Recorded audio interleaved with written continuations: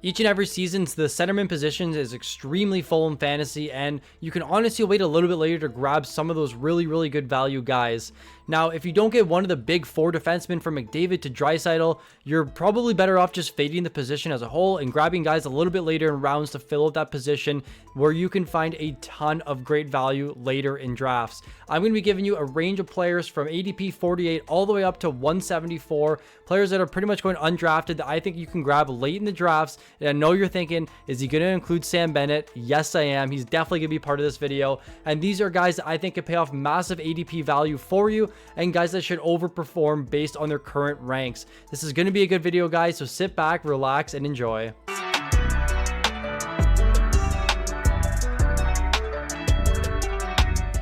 You can laugh all you want. You know I was going to bring up Sam Bennett. Even if I didn't mention in the intro, you knew that Sam Bennett was going to be in this video. I think I'm on year 4 of recommending him as a breakout player, and I'm still going to be on that trend.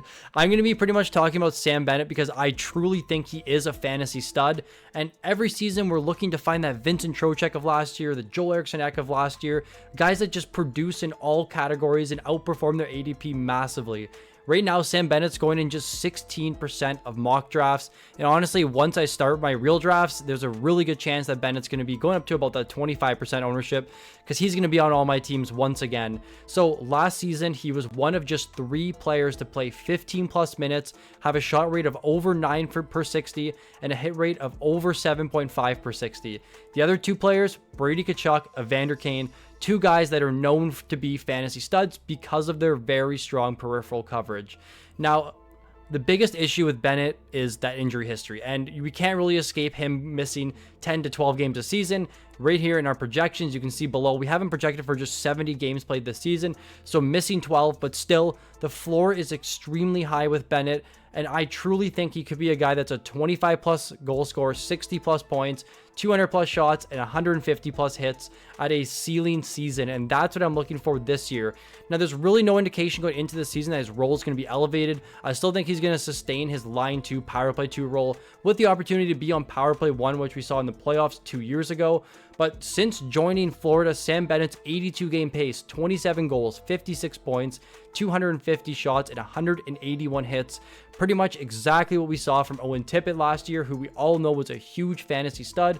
He was arguably a top 50 player in most leagues last season. And I'm going to be taking a shot at Bennett right at the end of my drafts to have that upside to be that 250 shot, 150 plus hit player that I've been waiting for. I'm waiting for his breakout. I love his peripheral coverage. The no power play time does scare me, but the upside in the shot and hit mix is very attractive to me in fantasy. Again, he's just 16% rostered right now in fantasy. I expect that number to go up a little bit more, especially maybe after this video and after I start to do my real drafts. But I'm on Bennett this year. I'm going to be grabbing in a lot of my leagues. The Discord is currently laughing at me because they all know how much I talk about Bennett, and I know how much they dislike Sam Bennett. See, at first I was a little bit shocked to see that Dylan Cousins was currently ADP 174 and pretty much going undrafted in 10 to 12 team leagues right now, but he had just 47 points in 79 games last season. But that's coming off a massive 2022-2023 season where he posted career high in goals with 31, points with 68, and shots with 211 while playing a top 6 power play 1 role. Now, Buffalo last season took a complete 180, and two years ago they were the 4th most efficient power play, and last season the 28th most efficient power play. Probably one of the biggest drops we've seen year over year. I don't want to go back and look at the numbers, but they lost pretty much 24 spots in their power play efficiency over a 1-year period. And that's pretty much why this entire Sabres team is going at a massive discount compared to last season. And I can go down the list, and there's going to be another guy in this video that's on Buffalo that I think should be a must draft in all leagues.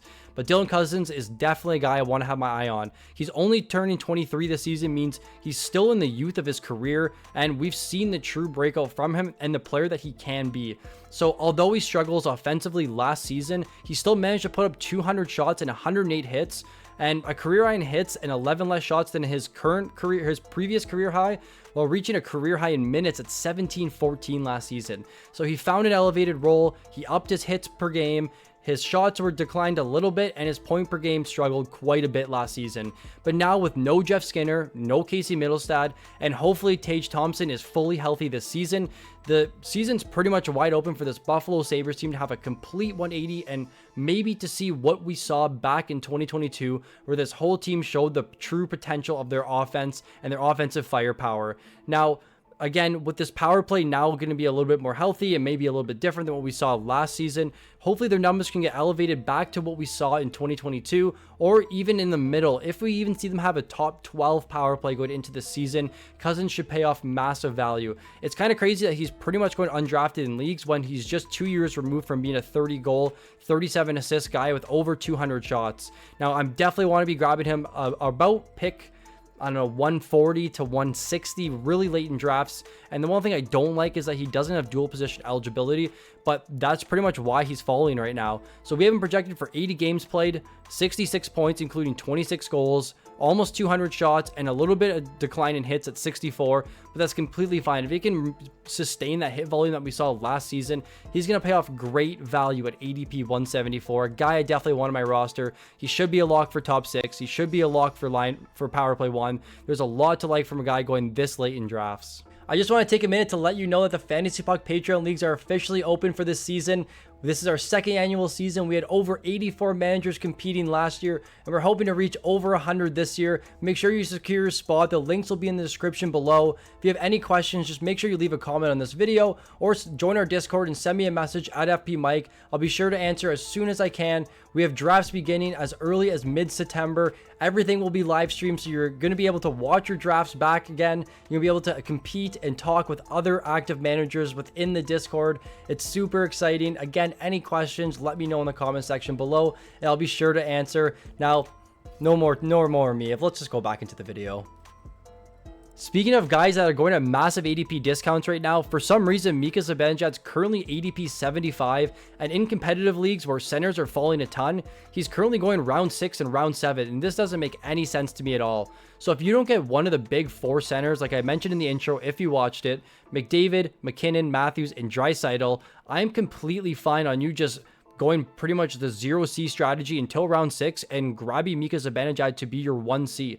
You have to remember, he's just 1 year removed from being ADP 20, scored 39 goals 2 years ago, and now he's pretty much going ADP 75, which is 55 spots later. Probably one of the biggest regressions of players within the top 100 right now. So over the last 2 seasons, Mika Zibanejad is 22nd in the league for points, 40th in the league for goals, 40th in the league for shots, and 12th for power play points.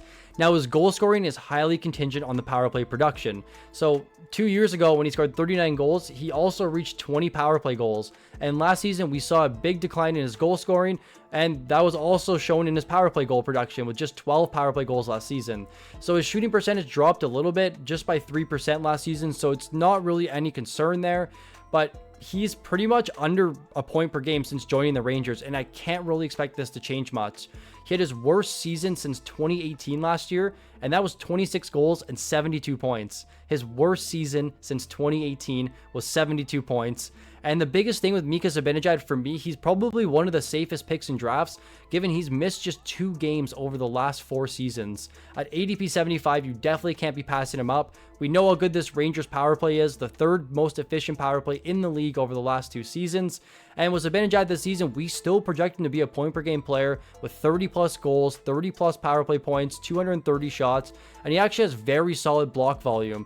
With Zib, again, he's not a dual position player, just like I mentioned in the Cousins blurb, but still, I would love to grab him as my 1C. He's probably going to be one of my most drafted players with potential league winning upside. He's just 2 years removed from being a top 25 player in fantasy. There's no reason for him to be falling to ADP 75. A guy I'm going to be drafting on all my teams, as I love his category coverage, I love his point upside, and I'm going to be on Mika Zibanejad big time this year.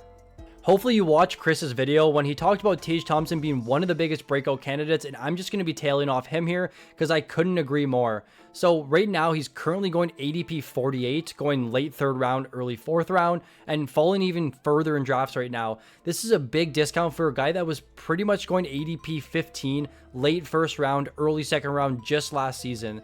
So remember, he entered last season after breaking out with 47 goals, 295 shots in 22-23. And then after starting the season in 23-24, pretty much where he left off last season was 6 goals, 12 points through 15 games. He took a Charlie McAvoy slap shot to the wrist. He was out for 4 weeks and was pretty much bothering him for the entire season. Now, a wrist injury for a goal scorer has a massive impact. And we saw the same thing with Matthews 2 years ago, where he went from 60 goals, had the wrist injury and scored 40, and then was healthy and scored 70. So I'm not trying to compare Matthews to Thompson, but I'm just trying to show the impact that a wrist injury has on a guy that's a purely sniper, a pure goal scorer in the NHL. But even with the wrist injury, he still had a top 12 shot rate in the league last season at 11.45 per 60, and playing 18 minutes, skating line 1, power play 1, getting all those great offensive reps that we want to be seeing from our top players. So dating back to 21-22, Tage has the 16th most goals for, the 14th most shots for with 794. So barring injury, Tage still possesses the upside to be a top 15 fantasy player. He has one of the best shot rates, and as I just mentioned, one of the best goal rates over the last 3 years. He's a lock for line 1. He's a lock for power play 1. If you drafted him last season and he burned you, please try and draft him again, because he's going at a significant discount this season. I know a lot of people don't think he can reach that 47 goal mark, and that's completely fine. I still think 40 goals, 80 points is in the cards with over 250 shots. He's a guy I'm grabbing a lot right now at the end of the 3rd round and early in the 4th round, depending on your league size. He has right wing eligibility, which means that you have some flexibility within your lineup for Tage Thompson. This season, we project him for 38 goals, 264 shots, 22 points in the power play. If you listen to the Dylan Cousins blurb, this Buffalo Sabres power play went from the 4th best 2 years ago to the 28th best last year. And that likely has to do with Tage Thompson not being as offensively gifted as he was 2 years ago because he had this wrist injury. If we start to see the firepower again for this Buffalo Sabres team, Tage Thompson is going to pay off massive value and arguably be a league winner. He has the upside to be a top 15 player in fantasy. He's going to be a guy I want to be drafting as my center 1, or a guy that can be potentially put into your right wing spot because he has that dual position eligibility. ADP 48 is a huge discount for him. He should be a top 20 player this year in fantasy. So I want Tage Thompson on all of my fantasy teams. The last player for this video is Nik Heer of the New Jersey Devils. So last season, Nik Heer saw a pretty significant decline in his production. He went from 80 points 2 years ago to 67 points last season, and then he went from 256 shots to 180 shots. Now, the 70 shot decline is a pretty big no-no for me in fantasy. You know, I typically like to go for high shot volume forwards because that just shows their offensive upside and that they're getting pretty much better offensive touches. But luckily, I did the research into why he had this significant drop in production. The first half of the season, the first 3 months, so starting in October to December, Nik Heer was injured. He was dealing with an injury. He had just 17 points and 47 shots through his first 24 games. And I'm pretty sure he was dropped in a lot of fantasy leagues. People just didn't really know what to do with him. But luckily, if you held on to him, the last 3 months of the season is where we started to see Nik Heer go back to that 22-23 form. In his last 3 months of the season, he had 14 goals, 39 points, 109 shots through 35 games. He was the 18th highest scoring forward in the last 35 games of the season. It's very similar to Timo Meier, who struggled quite a bit to start the year and then was very good to end the year. This Devils team was a complete mess last season after finishing as one of the league's top teams just 2 years ago. They had Dougie Hamilton injured, they couldn't find their goaltending, and they also had Jack Hughes injured. So if Jack Hughes is healthy, I still don't think there really has any dip in Nik Heer's production. He's still a 20-plus minute forward that's going to be playing a ton on the top 6 and power play 1. And Heer historically actually isn't too big on the power play. He's one of the best even strength scoring forwards in the NHL. But if Jack Hughes can stay healthy, Luke Hughes is going to take over this top power play unit again this season at a little bit of an older age. So hopefully he matures more and helps up this power play. If Heer could increase his power play production, he's going to be a point per game player, no question. And last year, he had just 67 points, but that was in 71 games. So he was just 4 points off of being a point per game player. Now this year, we project him for 74 games, played 78 points, 18 points in the power play, 238 shots. And also, if you're in faceoff win leagues, Nik Heer is actually one of the best best face-off percentage players in the entire NHL. So there's a lot to like for him here at ADP 115. Again, he's just 2 years removed from being a top 50 to 60 player in some fantasy leagues. I want to be taking him as my center 2 in most drafts. If you can grab Zibanejad in around 6 and 7, and then follow it up with Nik Heer around 10 and 11, that's a really good way to round out your draft, to pick your 2 centermen that don't have really other position eligibility, but still could carry your team to a fantasy championship.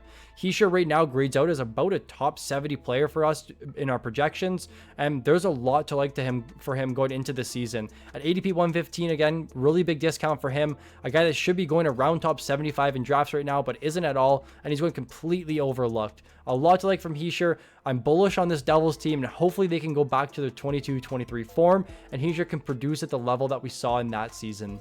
That will do it for the must draft setters video. If you enjoyed the video, make sure you leave a like, and if you're new to the channel, please subscribe. Thank you for watching, and I look forward to seeing you all in the next video.